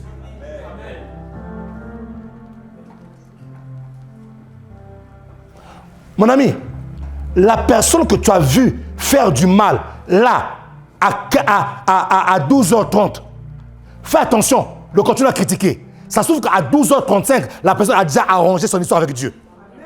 Mais toi, tu continues à garder la même étiquette. Faites attention. Faites attention. À 12h30, il a péché. À 12h35, il a répondu les choses de larmes devant Dieu. Pour dire à Dieu, Seigneur, délivre-moi, papa. Je n'arrive pas à comprendre ça. Mais ça se passe dans le secret, tu ne sais pas. Mais toi, tu vas voir la même personne. Demain, tu dis, voilà des bandits comme ça. Mon ami, tu ne sais pas ce qui s'est passé entre 12h30 et 12h35. Tu ne sais même pas. C'est pour ça, arrêtez de critiquer. Il y a des changements radicaux qui peuvent se faire lorsqu'une personne rencontre la grâce. Jésus dit de lui, aujourd'hui même. Mais non, la question que je me pose, ceux qui étaient au bas de la croix, disaient quoi? Regardez-moi ces brigands là. Lui là, c'est bien fait pour toi. Avec tout ce que tu nous as fait là, toi là, c'est tout dans le... Toi là, dès que tu vas fermer tes yeux là, c'est l'enfer, tout toi. Toi là, dès que tu fermes tes yeux, c'est l'enfer direct. Mais ils ne savaient pas. Vous savez, les gens qui sont souvent en bas là-bas là, ne savent pas ce qui se passe en hauteur avec le Seigneur. Toi, tu as pris de la hauteur avec Dieu, mais lui, il est encore resté en bas. Tu vois, lui, il est encore dans les discussions des bonnes femmes là. Elle était habillée en rouge, elle a mis des rouges à lèvres, ceci. Tu es encore dans ces trucs-là. Or, la personne là-bas a déjà pris de la hauteur. Et dans la hauteur là-bas, il est dans l'intimité avec Dieu. Dans la hauteur là-bas, Dieu est en train de nous dire qu'aujourd'hui même, tu seras avec moi dans le paradis de Dieu. Mais toi, tu es en bas là-bas, tu le vois toujours. Non, lui, il est condamné. Des fois, nous condamnons des gens qui sont déjà au paradis. Oui, je vous avais dit, nous condamnons des gens qui sont déjà au paradis.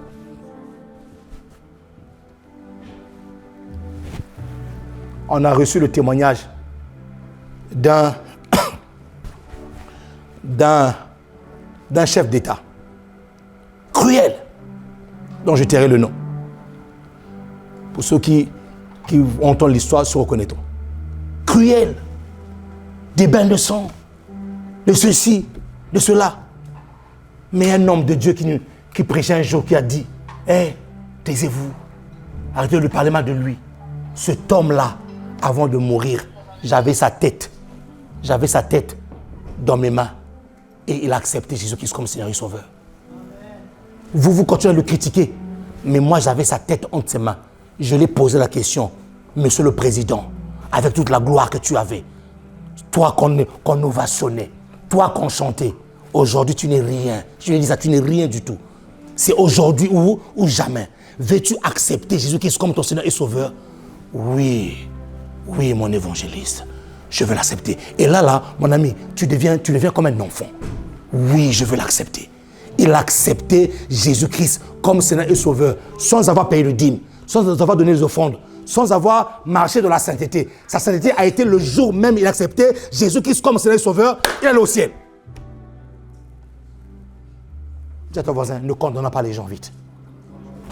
Dis à ton voisin, ne condamnons pas les gens, ne condamnons pas les gens. Vous ne savez pas. Et moi, j'ai un mot d'ordre dans cette église-là. Quand tu vois un problème dans la vie de ton frère, si tu ne peux pas prier pour lui, s'il te plaît, ferme ta bouche. Nous sommes là. Et les gens qui parlent beaucoup là, ils ne font souvent rien du tout. Mais il faut que parler. La meilleure manière d'aider, si tu ne peux pas ramener de l'argent ou tu ne peux pas ramener des biens, fléchis tes genoux. Fais ce qu'on appelle la génuflexion. Mets tes genoux par terre. Commence à réclamer la personne. Oh Seigneur, aide la personne. Oh Seigneur, ouvre une porte. Oh Seigneur, fais ceci. Mais arrête de parler parce que tu ne connais pas, mon ami. Tu ne connais pas. Tu ne connais pas ce que la grâce est capable de faire. Tu ne connais pas. Qui peut acclamer la parole de Dieu?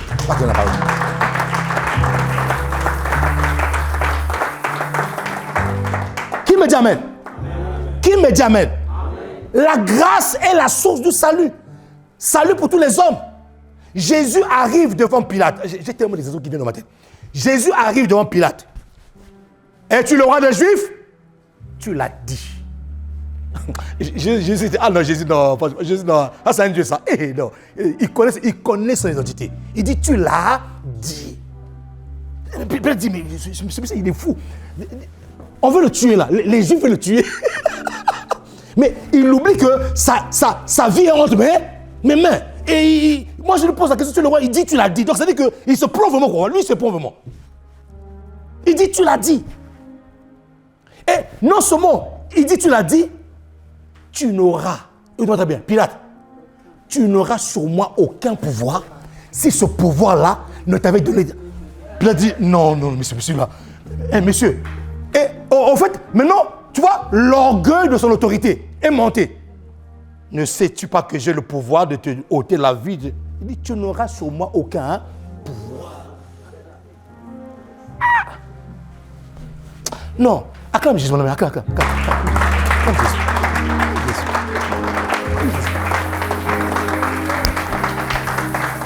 Maintenant, les Juifs ne sont pas convaincus. Il faut le tuer parce qu'il s'est prononcé pour roi. Nous, on attend notre roi qui va venir comme Élie était monté avec tout le spectacle autour. Hein, vous voyez, ils attendaient un roi comme ça. Mais ils voyaient un roi simple, en robe, en fin lin, sans couture. Il dit, mais il est trop simple comme roi. Il est trop simple. Écoutez-moi bien, le pouvoir n'est pas dans les bling-bling. Le pouvoir et l'autorité dans la simplicité. Dans la simplicité. Faites attention. Et la plupart des gens qui n'ont souvent rien, souvent, ils veulent devenir des matalana, ils veulent se faire voir. Il n'a rien. Il n'a rien, mais il veut faire l'apparence. Mais quand tu ouvres son frigo, là, c'est une mouche qui sort de son frigo. Mais regardez les vrais riches. Ils sont simples. Il peut se mettre un tongue là. Mais son tongue là et ton tongue là, c'est deux tongues différents. C'est deux tongues différents. Mais il a un tongue. Hein. Ton tongue là, c'est 2 euros. Lui là, c'est 5 000 euros, le tongue. Mes amis, Jésus nous a montré le véritable modèle même de la royauté. Amen. Que lorsque tu es roi, il faut être simple.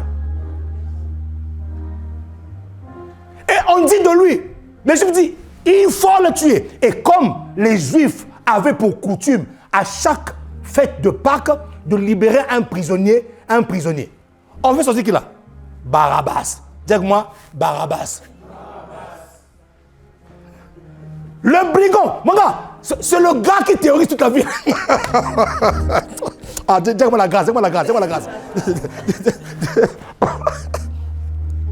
Les Juifs ont oublié que ce mec-là les théorisait. Ils ont oublié.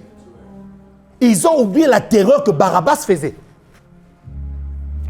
Barabbas, Bar veut dire fils, Abba, père. Dans son nom Barabbas veut dire fils du père. Oh. Je te ramène dans une révélation.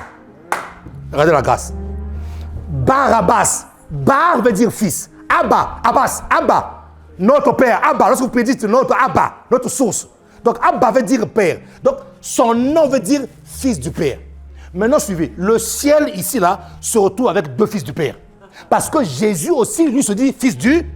Oh. Je parle là, est-ce que je peux avancer là? Mais maintenant, le problème, dis-moi, le problème, si on libère Jésus, il n'y a plus de salut. Mais entre le fils du Père, Barabbas de nom, et le véritable fils du Père, qui était le véritable fils du Père? C'était Jésus. Donc, si on libérait Jésus, il n'y a plus de salut. Donc, on devait récupérer au fait, oh mon Dieu, il y a un fils du Père qui s'est sacrifié pour qu'un autre fils du Père puisse sortir.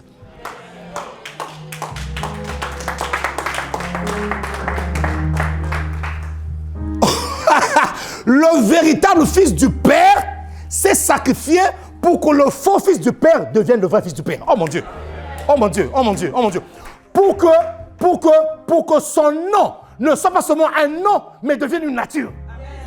Waouh! Donc, il quitte l'étape seulement du nom, il rentre dans la nature du Père.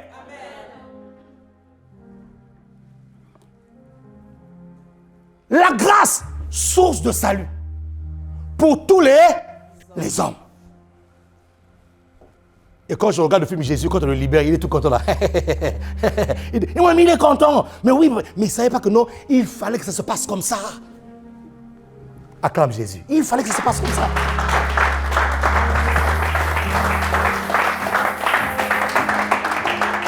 C'est quoi la grâce? La grâce est une source de salut pour tous les hommes.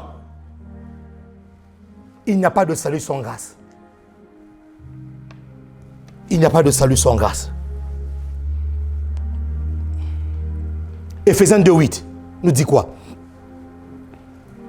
Éphésiens 2:8. Car c'est par la grâce que vous êtes sauvés par le moyen de la foi. Et cela ne vient pas de vous, c'est le don de Dieu. Qui peut acclamer la parole? C'est le don de Dieu. Écoutez-moi mes amis, même lorsque nous ramenons les âmes à l'église, ce n'est pas parce qu'une âme est venue à l'église, c'est à cause de toi. Non, non, non. Si Dieu ne touche pas son cœur, cette âme ne viendra pas à l'église, mon ami. Éphésiens nous dit clairement, ça ne vient pas de vous. Non. Non, non, non, non. C'est le don de Dieu. C'est Dieu qui a fait don aux hommes d'être sauvés. Nous ne sommes que des canaux par lesquels le Seigneur passe. Mais les âmes, le salut des âmes, ce n'est pas moi. Arrêtons de nous enorgueillir quand on dit que non, c'est moi qui amène un tel à l'église. C'est moi qui... Non, non, non, non. Si Dieu ne touche pas le cœur, mon ami, ah non, je salue tous les AP ici là. Est-ce qu'on va acclamer Dieu pour tous les AP qui sont ici là?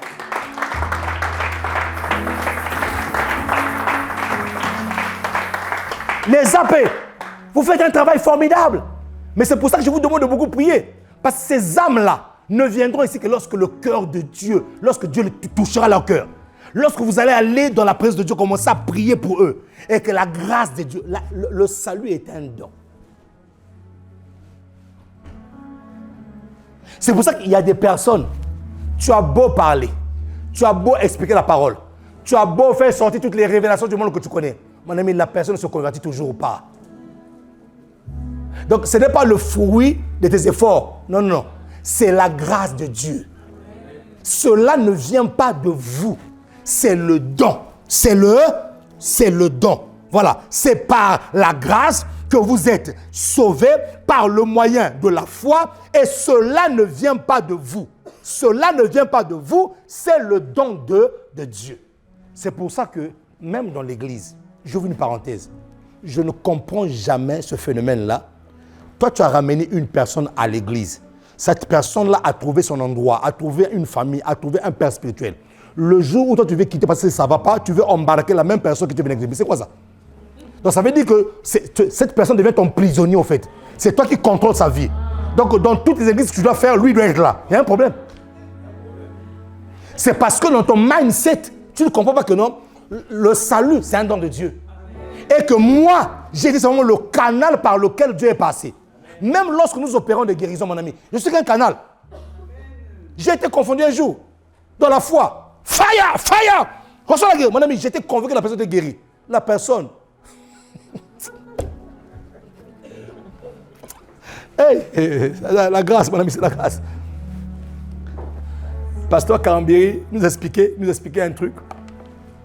Quand j'étais encore à l'école biblique, il disait une chose. Il disait, je suis parti prier pour une personne qui avait la toux. La tuberculose. La personne avait la tuberculose. Non, moi je suis parti, l'homme de foi. C'est à l'époque il faisait beaucoup de guérison. L'homme de foi. L'homme de foi. Il arrive à l'hôpital. Il est où le malade là? Toi, la source de la foi. Vous savez, des fois la source de la foi, là, des fois ça nous tombe. Hein. La source de la foi. Il arrive là. Prie, il prend autorité. Je chasse la maladie. Tuberculose. Nom de Jésus. Il dit, j'ai prié avec foi. J'ai dit à la personne, demain, tu te lèves de ton lit. Terminé, c'est fait. Il dit, j'ai été confondu le matin. Le premier coup de fil que je reçois, on me dit, pasteur, le gars pour lequel tu as prié là est mort.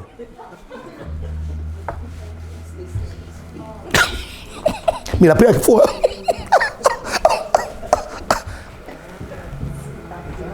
Il nous expliquait que ce jour-là, j'étais devenu humble.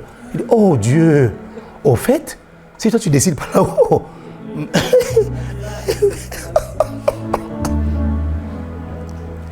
Et il expliquait que j'avais honte de sortir dans la ville. Parce que tout le monde me connaissait comme étant l'homme de foi. Power. J'avais honte de sortir dans la ville. Dieu m'a dit, il faut sortir. Non mais papa, tu m'as fait honte. Dieu dit, sors, Karambiri, sors. Il dit, j'avais honte. Tout est grâce. Tout est grâce.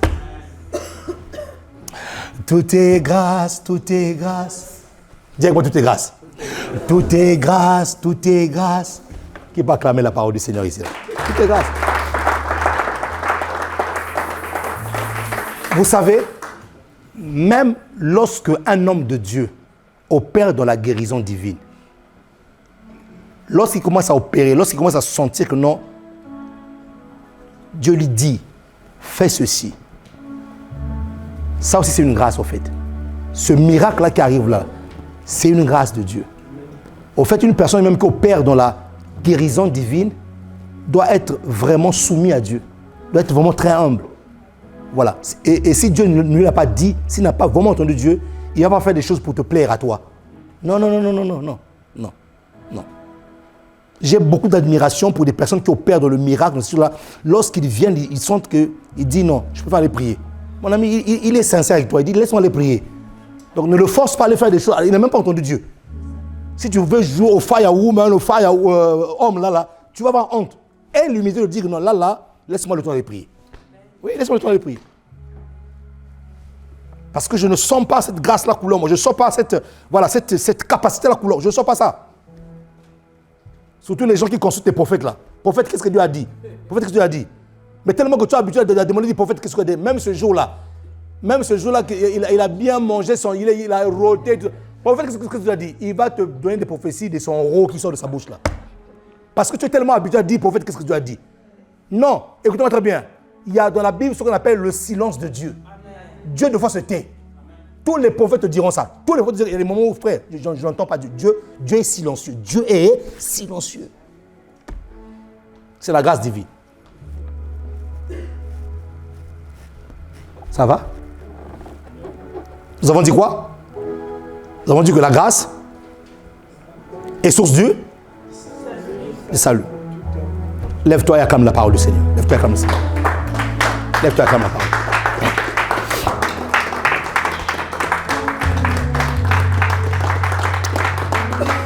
Acclame mieux que ça. Acclame mieux que ça.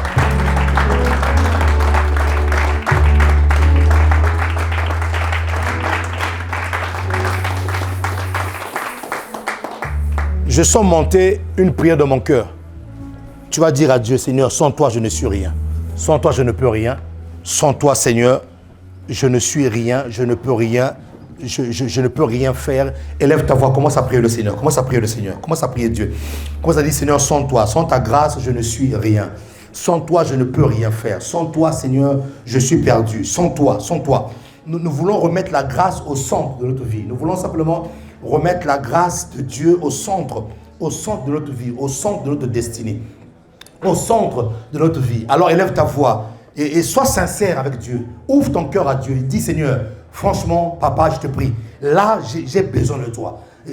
Au niveau où je suis arrivé, si tu n'agis pas, Seigneur, je ne sais pas qu'est-ce qui pourra... Voilà, reconnais-toi comme étant une personne qui a besoin de cette grâce. Tu as besoin de la grâce de Dieu. Tu as besoin de la grâce. Tu as besoin de cette grâce. Tu as besoin de cela. Tu as besoin de cela. Tu as besoin de cela. Tu as besoin de cela. Tu as besoin de la grâce de Dieu dans ta vie, mon frère, ma soeur. Ouvre ton cœur. Ouvre ton cœur. Ouvre ton cœur. Ouvre ton cœur. Ouvre simplement ton cœur. Ouvre simplement ton cœur et reconnais la grâce. Reconnais simplement la grâce. Ouvre simplement ton cœur. Ne ferme pas ton cœur, s'il te plaît. Ne ferme pas ton cœur là où tu es. Ouvre ton cœur et dis, Seigneur, j'ai besoin de ta grâce, oh Dieu. J'ai besoin de ta grâce. J'ai besoin de ta grâce, Seigneur. J'ai besoin de ta grâce. Mon ami, laisse un peu ton orgueil à côté. Laisse un peu ton orgueil à côté. Laisse un peu tes titres. Laisse tes valeurs. Laisse un peu tes principes du monde là. Dis à Dieu, Seigneur, aide-moi. J'ai besoin de ta grâce. Oh, je sens la présence de Dieu ici. Je sens la présence de Dieu ici. Je sens la présence de Dieu ici. Oh, Seigneur, nous avons besoin de ta grâce, Seigneur. Oh, Dieu. Quelqu'un libère son cœur. Quelqu'un ouvre son cœur à la grâce divine. Quelqu'un ouvre son cœur à la grâce divine. Quelqu'un ouvre son cœur à la grâce divine. Quelqu'un ce matin ouvre son cœur à la grâce. Là où tu faisais les efforts, tu as tellement fait les efforts. Dieu dit lâche prise, lâche prise, lâche prise et embrasse la grâce. Embrasse la grâce. Embrasse la grâce. Embrasse la grâce. Embrasse la grâce. Oh, je vois quelqu'un embrasser la grâce. Je vois quelqu'un embrasser la grâce de Dieu. Je vois quelqu'un embrasser la grâce divine. Je vois quelqu'un. Il y a une telle présence de Dieu ici.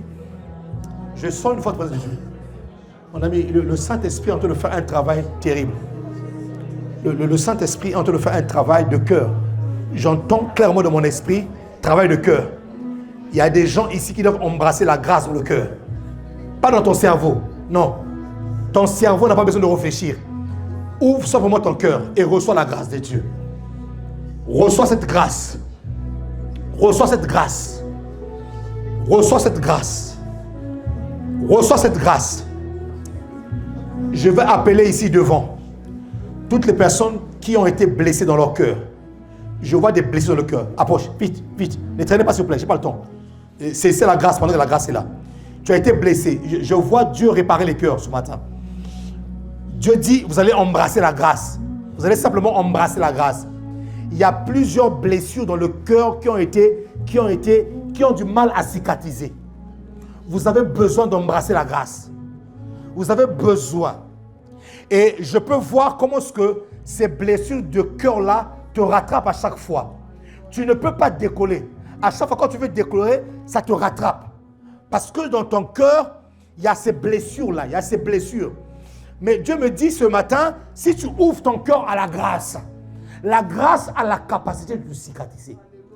Il faut que tu arrives maintenant à te voir comme Dieu te voit. Ne te vois pas n'aie pas l'image de toutes les blessures que tu as reçues dans ta vie. C'était un parcours, c'était un cheminement. Maintenant, à dater d'aujourd'hui, Dieu te fait entrer dans un nouveau cheminement. Qui me dit amen ici là? Amen. Mets ta main toi sur le cœur.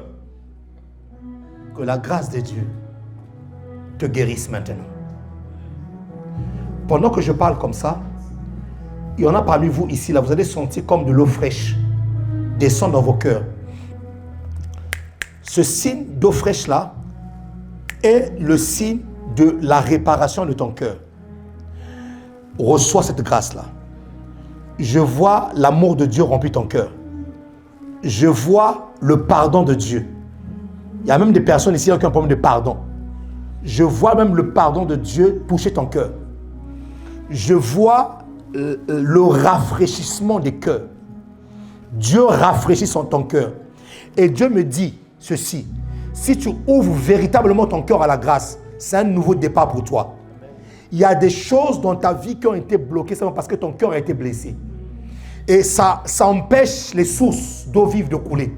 Ça empêche les flots de couler. Dieu me dit, si tu acceptes la guérison par la grâce de Dieu, tu t'opaterais ta satakama yetuskubra. Je sens la présence de Dieu ici. Seigneur, guéris-les, s'il te plaît. Guéris-les. Guéris ton peuple. Guéris-les.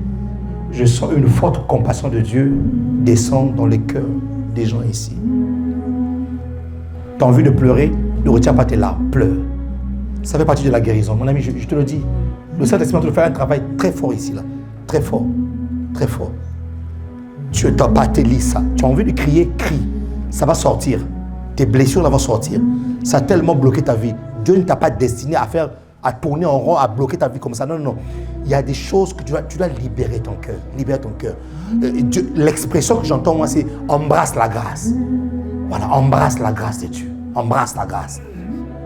Embrasse la grâce. Embrasse la grâce. Sois derrière elle. Il y a un travail très puissant qui se passe. Il y a un rafraîchissement qui descend dans sa vie. Waouh.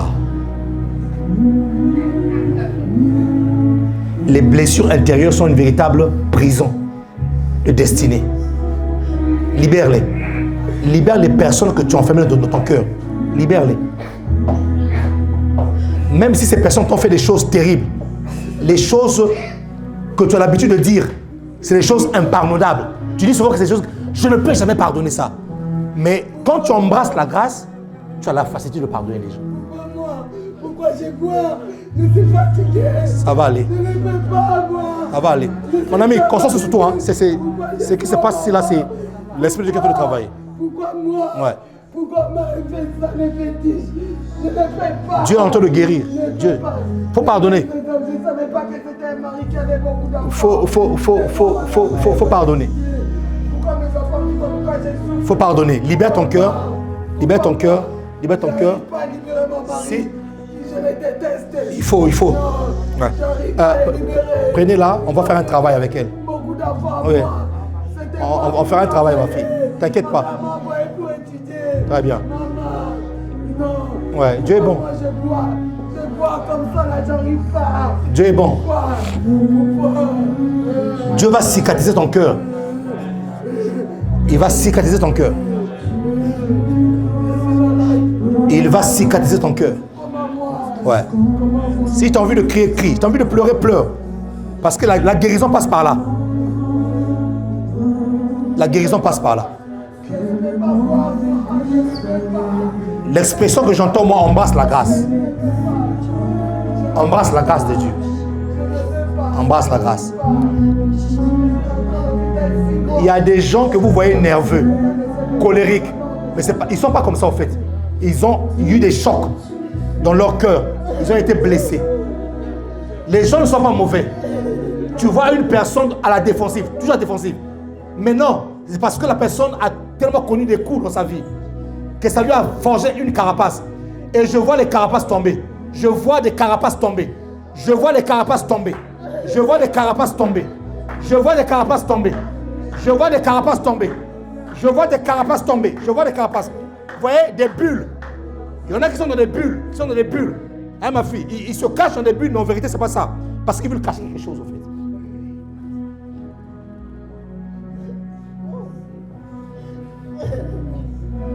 Mais l'expression que j'entends, moi, c'est embrasse simplement la grâce. Laisse l'amour de Dieu te remplir. Laisse l'amour de Dieu infiltrer ton cœur. Oui. La délivrance passe par là aussi. Ne bloque pas ta vie. Ne bloque pas le grand projet de Dieu à cause des blessures de ton cœur. Ne bloque pas les grands projets de Dieu à cause des blessures dans le cœur. Pardonne. Libère ces personnes. Et embrasse la grâce de Dieu dans ta vie. Embrasse la grâce. Merci Saint-Esprit. Merci Seigneur. Merci. Waouh, quelle présence de Dieu. Quelle présence de Dieu. Seigneur, merci pour ta présence. Merci pour le travail de grâce que tu es en train de faire dans le cœur de ton peuple ce matin. Merci pour la délivrance des cœurs. Dieu ne te condamne pas, il ne te juge pas. Mais tu as besoin de libérer ton cœur pour rentrer dans ta destinée. Wow. Je sens une forte présence de Dieu. Que tout ce que tu fais, mon aîné,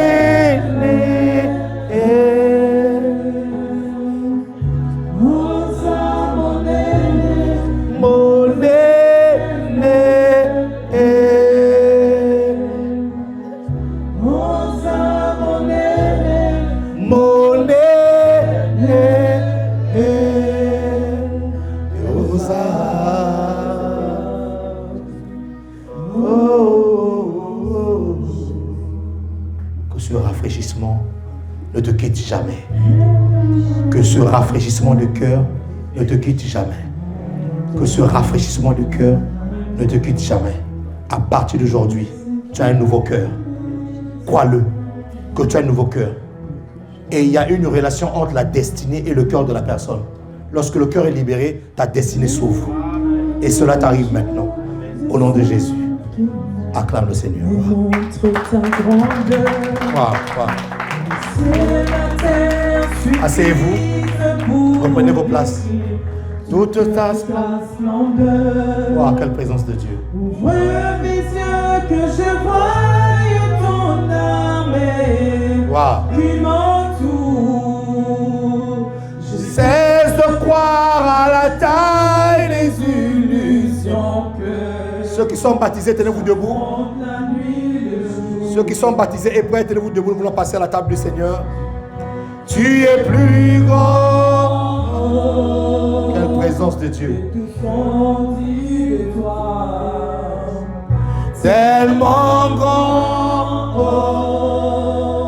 De tout ce qu'on dit ici-bas. Tu es plus grand.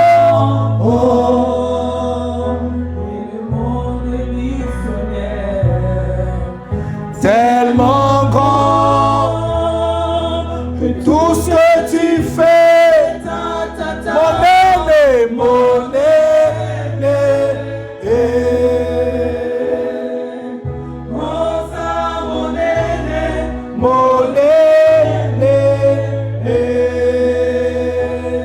Ah, je sens la porte.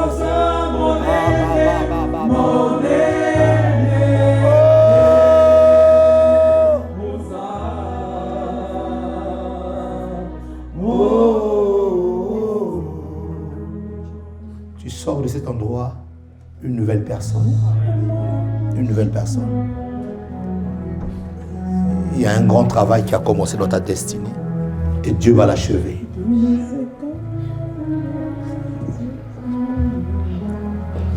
Ouais. Ceux qui sont sous l'onction, restez à côté d'eux. Ceux qui continuent à pleurer, laissez-les. Parce que Dieu m'a montré qu'au travers de ces larmes-là, il y a beaucoup de délivrance qui se fait. Dieu est bon. N'oubliez pas, le jeudi 30 mars, nous avons IGD. C'est le dernier jeudi du mois. Ramener les malades. Je bénis Dieu pour les personnes qui étaient là jeudi, qui ont ramené un enfant qui ne parlait pas. Et Dieu m'a donné un signe clair. Cet enfant va parler. Et j'ai dit à cette maman-là, dès qu'il va commencer à balbutier les premiers mots, il faut venir témoigner.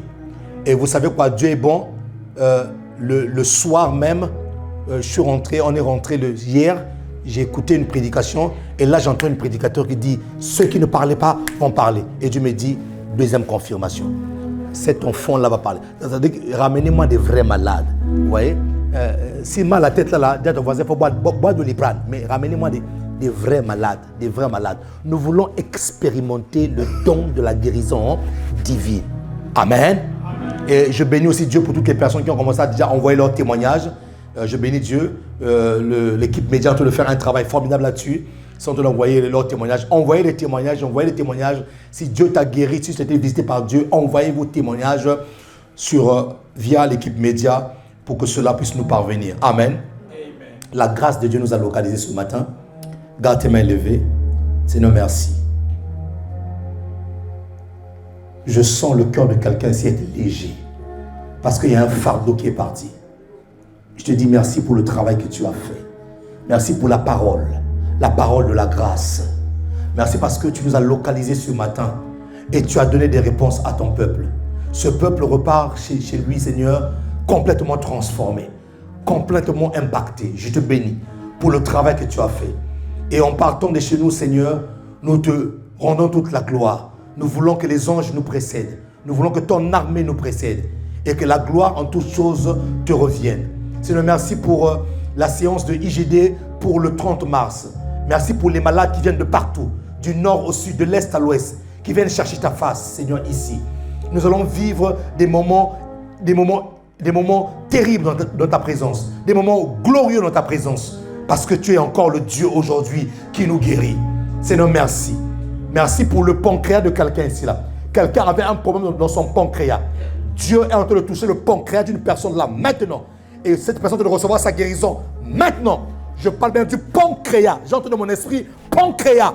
Dieu guérit le pancréas de quelqu'un ici là par le nom puissant de Jésus. Cela est ta part. Quelqu'un me dit Amen. Nous acclamons le roi des rois. Le Seigneur. Et je tenais à m'excuser pour ce débordement de 15 minutes. Je chantais dans mon cœur que Dieu devait guérir les cœurs. Et il l'a fait. Pour moi, c'était une mission accomplie. Salut ton frère, salut ta soeur. Et passez une excellente journée, un bon dimanche. Et merci de m'avoir écouté, de m'avoir prêté votre attention. Que Dieu vous bénisse. Merci.